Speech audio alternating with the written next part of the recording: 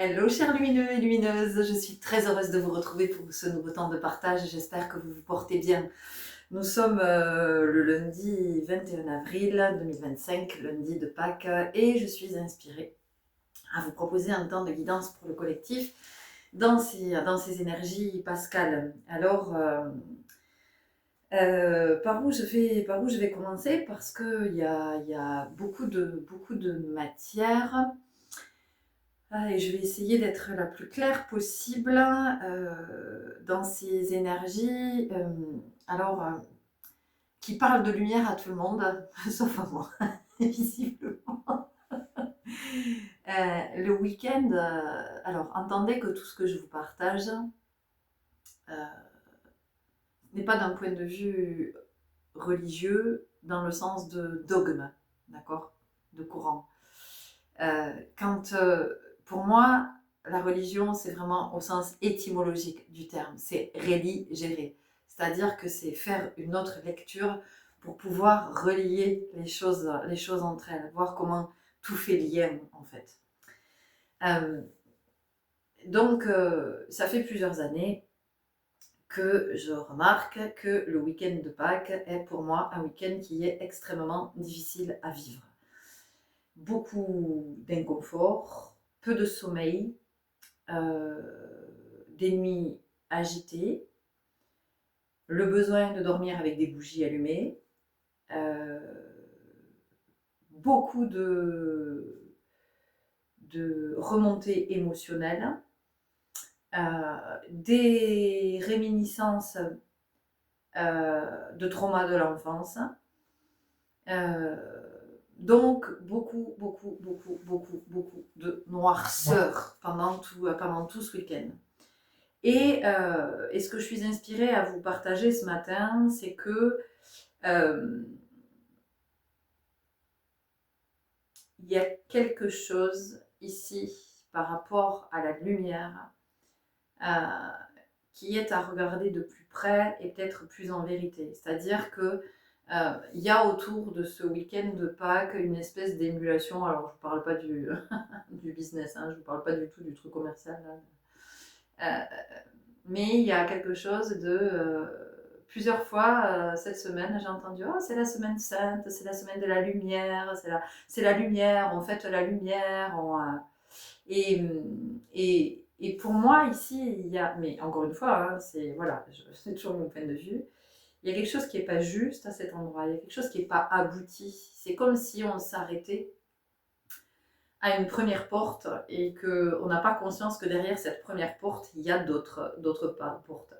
Pour moi, cette semaine sainte et ce week-end, plus particulièrement, ce week-end de Pâques, est un rite de passage. C'est quelque chose qui est profond, c'est quelque chose qui est intense, c'est quelque chose qui est mémoriel et cellulaire. Mémoriel en ce sens que il y a ces mémoires individuelles, mais il y a aussi la mémoire du collectif et de cet homme, Jésus, qui a été crucifié. Et pour moi, toujours, quand on est avec « oui, c'est la lumière, c'est la lumière, c'est la lumière », il y a quelque chose d'égotique à cet endroit. Et c'est d'ailleurs ce qui a conduit cet homme à vivre cette fin tragique. Dans la crucifixion de Jésus, on y retrouve les 5 blessures de l'âme. Parce que si les êtres qui lui ont infligé ça n'avaient pas été dans leur ego, donc dans cette part souffrante, dans ce faux Dieu, l'ego c'est le faux Dieu, pourquoi? Parce que c'est celui qui croit que tout est comme lui, enfin, comme cette énergie-là, comme cette part de nous est convaincue de ses croyances, de ses... et derrière chaque croyance comme ça qui nourrit l'ego, il y a une peur. Donc cet homme est mort parce que d'autres avaient des égos très souffrants, parce que d'autres se sont laissés influencer par leur faux Dieu. Et pour moi, toujours, quand j'entends cette oui, mais pas que c'est la lumière, oui, c'est la lumière d'une certaine façon, mais c'est la lumière dans le sens de c'est le conscient. J'ai conscience que en moi, il y a un faux Dieu qui essaie de prendre la place. Et que quand ce faux Dieu essaie, et y arrive très bien d'ailleurs, hein, à prendre sa place, eh bien, je ne suis pas dans le divin. Je suis dans des raisonnements, dans des pensées, dans des comportements, dans des paroles, dans des mécanismes qui n'ont rien de divin et qui peuvent porter atteinte à d'autres, à leur intégrité, qui peuvent porter atteinte au divin de l'autre, qui peuvent amener du côté de la vengeance ou de je veux faire souffrir l'autre parce que moi je souffre ou parce que quelque chose chez cet autre me fait peur.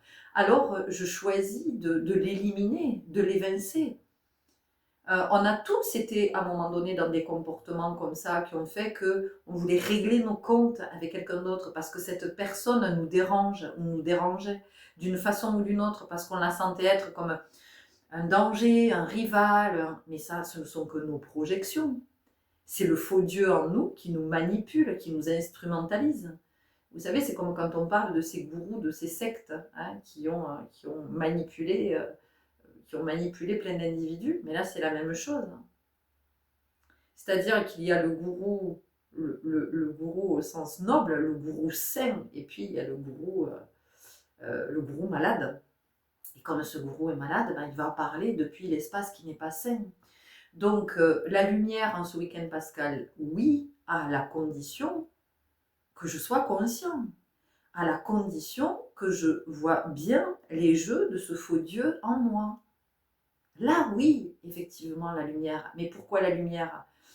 Parce que quand je commence à être conscient qu'il y a ce faux Dieu en moi et que je peux m'exprimer le plus souvent depuis l'espace souffrant plutôt que de l'espace du cœur, c'est là que je vais commencer à pouvoir ouvrir au niveau du cœur. Et c'est là que ma lumière va pouvoir commencer à briller, à mon sens, de ce que je comprends, de ce que j'expérimente de la vie, de comment je comprends aussi que avant de voir la lumière, je vais d'abord être dans l'ombre, je vais d'abord être dans l'obscurité, je vais d'abord être dans ce qu'il y a de plus sombre en moi, d'où je peux, jusqu'où je peux aller, jusqu'où l'homme peut aller dans sa noirceur. Alors avant de regarder les autres autour de soi, leur noirceur, c'est comment je vois la noirceur en moi. C'est comment je vois le sombre en moi. C'est comment je vois tout ce souffrant, tout ce qui n'est pas conscient. Ensuite, oui, je peux observer autour de moi et me dire waouh, ouf, ouais, ah oui. Ah, l'homme, il peut, et oui, l'homme, il peut aller très loin. Il peut aller.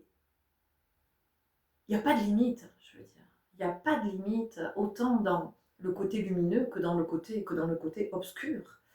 Donc, ce week-end de Pâques, cette semaine sainte, c'est comment on prend conscience de ce qui n'est pas sain en soi aussi. À mon sens, hein, voilà, ça, encore une fois, ça n'est que mon modeste point de vue. Sauf que je suis poussée à vous le, euh, à vous le partager ce matin. Parce que vous voyez, moi j'aurais écouté mon faux Dieu, ben, j'allais vous proposer une guidance à choix. Et hier, ça me disait il faut le faire, il faut le faire. Mais c'était le faux Dieu en moi qui disait il faut le faire. Sauf que j'étais pas en état, mais vraiment pas en état ce week-end de proposer quoi que ce soit. Ce week-end, j'avais juste besoin d'être auprès de moi, de marcher sous la pluie, de marcher dans le vent, de me nettoyer, vraiment d'apporter aussi des éclairages afin de comprendre ce qui m'est revenu à la mémoire de ce que j'avais vécu enfant, de pouvoir le transmuter, de ne pas m'arrêter à ce qui a été vécu, parce que sinon ben, je ne vis plus. Enfin, euh, ça s'arrête là, j'en fais un drame et j'avance plus. Mais c'est plus d'être dans le pardon, d'être dans la compassion, d'essayer en tout cas d'être à cet endroit. Et là, oui, là, je peux être dans mon divin, quand je suis dans la compassion pour le vécu, quand je suis dans le pardon de ce qui a été vécu et de tout ce que ça a généré derrière, dans mes mécanismes, dans mes croyances, dans mes comportements, dans mes... Et la lumière, oui, c'est la lumière en ce sens que si on va du côté du conscient, eh bien effectivement, on reçoit aussi, on a la lumière de notre guidance, mais on reçoit la lumière, cette lumière de la source, cette lumière universelle, cette lumière cosmique, euh, de toutes ces énergies qui nous accompagnent à vraiment évoluer. Là, oui, on reçoit la lumière, effectivement, pour, euh, pour voir ce qui est, pour voir le réel de notre histoire et de qu'est-ce qu'on fait de ce réel, voilà. Comment on va le transmuter, comment on va l'alchimiser. Ce qui est important aussi, c'est que toutes nos réminiscences, tout ce qui ressurgit, tout ce qui revient, qui remonte à la surface, quand on le reçoit, c'est parce que nous sommes prêts à le recevoir. Ça ne veut pas dire que ça ne va pas être souffrant, ça ne va pas dire que ça ne va pas être un choc, ça ne veut pas dire que on ne va pas être bousculé, ça ne veut pas dire que on va le vivre finger in the noise, c'est pas ça. Mais le moment où on le reçoit, c'est parce que vibratoirement, nous sommes prêts. C'est le moment de nettoyer, de purifier ce trauma-là. Pour pas, justement, s'enfoncer dans le pathos, s'enfoncer dans la maladie, afin que ce traumatisme ne devienne pas maladie. Ou alors, si ce traumatisme est devenu maladie, ce trauma inconscient, afin que ce traumatisme ne devienne pas une maladie, ou s'il est devenu une maladie, qu'on puisse commencer par guérir le trauma pour que ça ait une influence positive sur la maladie, sur l'âme qui dit qu'elle a mal. Voilà. Pour moi, ce que c'est que ce week-end pascal de la résurrection, et que cette espèce de miracle-là, de oh mon Dieu, oui, c'était le dire. Mon Dieu, Jésus est revenu à la vie, mais Jésus n'est jamais revenu à la vie. Jésus est apparu aux autres sous une autre forme, c'est-à-dire que d'autres ont pris conscience que cet homme-là était un homme très éveillé, que c'était un homme qui avait développé sa capacité, son potentiel d'alchimiste, et jusqu'au bout, puisque certains l'ont vu. Voilà. Mais c'est certains qui ont vu donc ce Christ, ce qu'on appelle résurrection. Mais encore une fois, je vous partage ce que je sens, ce qu'on me partage, ce qu'on me connecte, ce qu'on me fait passer.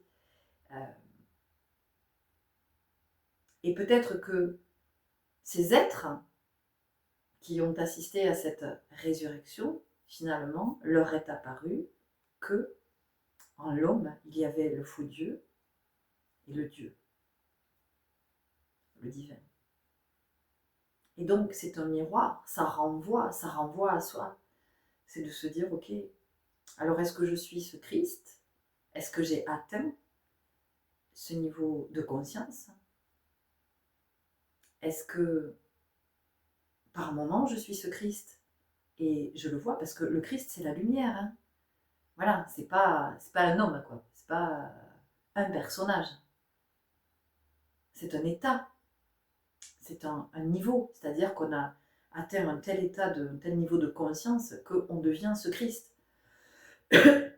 Donc, c'est de regarder, est-ce que, à des moments, j'incarne ce Christ ou pas, ou j'en suis pas encore là. Mais tout est ok. Donc, c'est de comprendre que là où peut-être on croirait à un miracle, une espèce de truc qui se produirait, on nous dit le miracle c'est vous. Le miracle c'est vous qui regardez, c'est moi qui vous parle. Et c'est c'est une alliance vibratoire, c'est une alliance fréquentielle, c'est une alchimie énergétique entre votre fréquence et la fréquence cosmique. Le miracle, c'est ça. Le miracle, c'est quand vous êtes dans cette disponibilité à incarner votre divin. C'est quand vous êtes hors champ du souffrant. Donc, c'est la raison pour laquelle, enfin, c'est la raison, je ne vais pas dire c'est la raison, parce que pour moi, raison, ça ne résonne pas pour le coup. Donc, s'il y a quelque chose qui doit nous parler, qui doit faire écho, qui doit nous rencontrer, eh bien, c'est davantage de se dire, ok, mais je comprends mieux pourquoi, en fait, c'est fondamental d'aller du côté de mes blessures, d'aller du côté du souffrant, pour que ce faux Dieu n'ait plus à se manifester, que ce faux Dieu ne soit pas dans la rivalité avec le divin en moi. Et donc, ça nous amène à quoi? Ça nous amène à l'unité. Ça nous amène à comprendre que cette dualité en soi, elle n'est pas une fatalité. Alors oui, peut-être que dans cette vie, nous n'atteindrons pas l'unité, mais peut-être que ça vaut le coup de faire le chemin, en tout cas de se mettre en chemin et de se dire, moi j'ai envie de marcher vers mon unité. Voilà. Donc, si je l'atteins, c'est formidable. Peut-être que je ne l'atteindrai pas, mais en tout cas, c'est vers là que j'ai envie de marcher. Parce que quand c'est uni en soi, quand il n'y a plus cette dissociation, ou en tout cas quand il y en a moins, quand il y a moins de dualité en soi, mais qu'est-ce que ça veut dire? Ça veut dire qu'il y a moins de conflits en soi. Donc quand il y a moins de conflits en soi, il y a moins de conflits avec les autres. On a besoin de moins gaspiller son énergie. On n'a plus besoin de justifier, on n'a plus besoin d'essayer de convaincre, on n'a plus... Il y a des choses, on les regarde plus, on les entend plus, on les écoute plus, parce que c'est pas la même fréquence. Ça veut dire que vous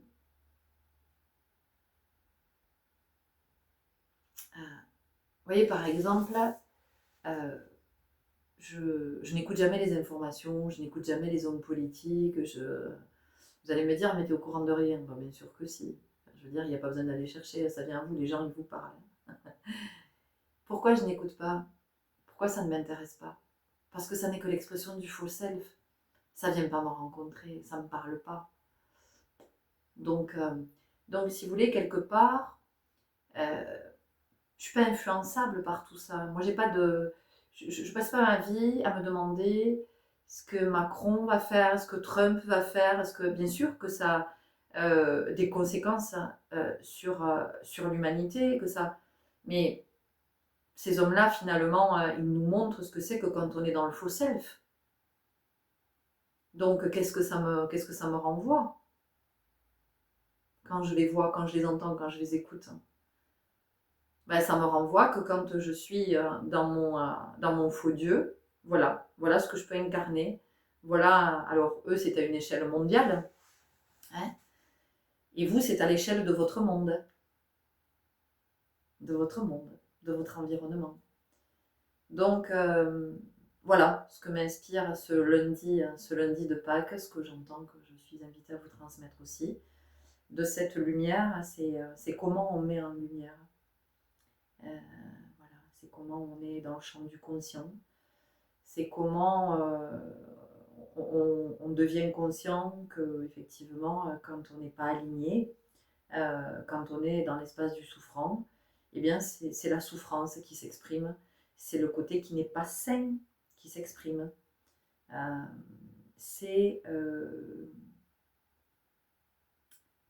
Et c'est comment on n'est pas sain dans nos relations, comment on n'est pas sain dans nos paroles, comment on n'est pas sain, S-A-I-N-T, dans nos agissements. Et comment on peut aller vouloir faire souffrir l'autre parce qu'on n'en peut plus de souffrir seul dans son coin. Donc on va aller infliger de la souffrance à l'autre pour quelque part le punir.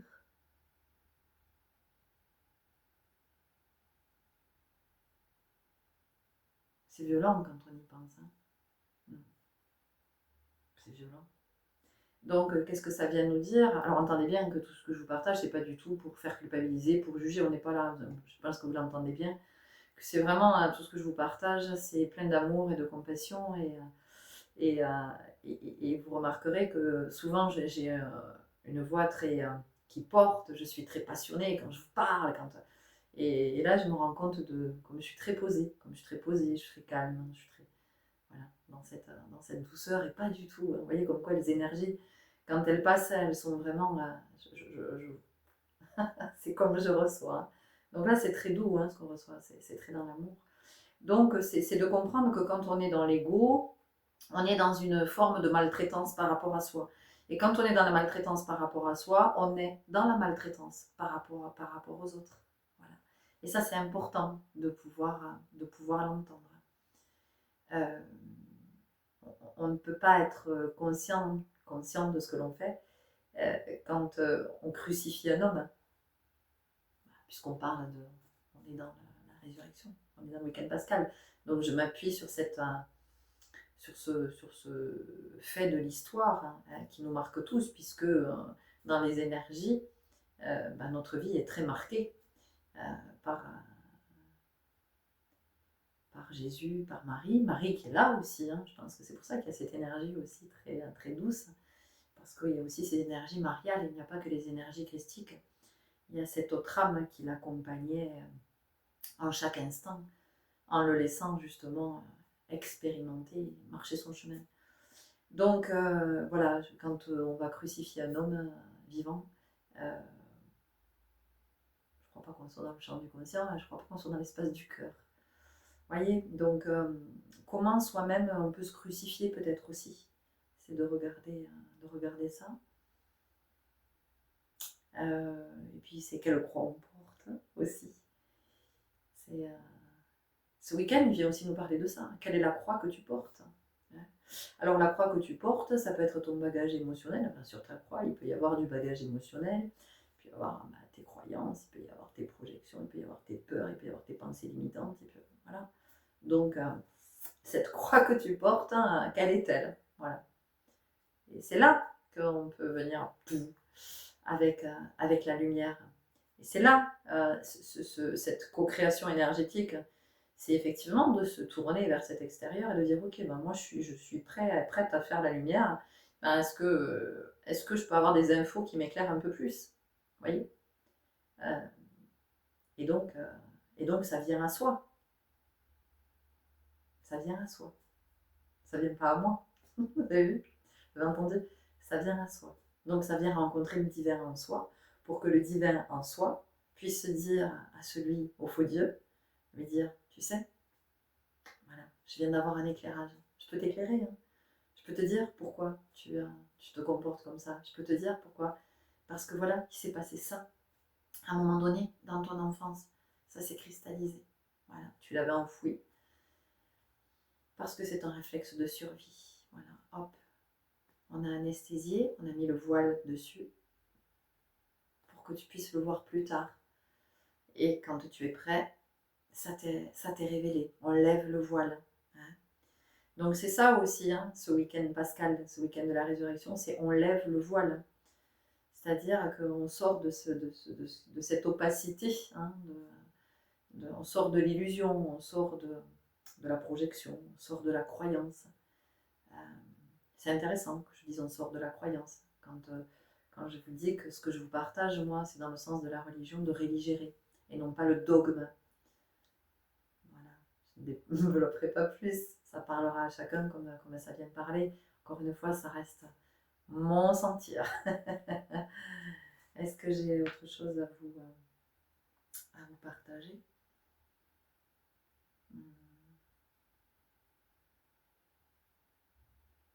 Donc, oui, c'est aussi vraiment ce qui est essentiel, c'est d'engrammer que à chaque fois que vous attendez qu'un miracle se produise, à chaque fois que vous attendez qu'il se passe quelque chose, que euh, les êtres qui dirigent ce monde, qui gouvernent ce monde, à chaque fois que vous attendez qu'ils fassent une action en votre faveur, vous êtes dans une croyance extrêmement limitante.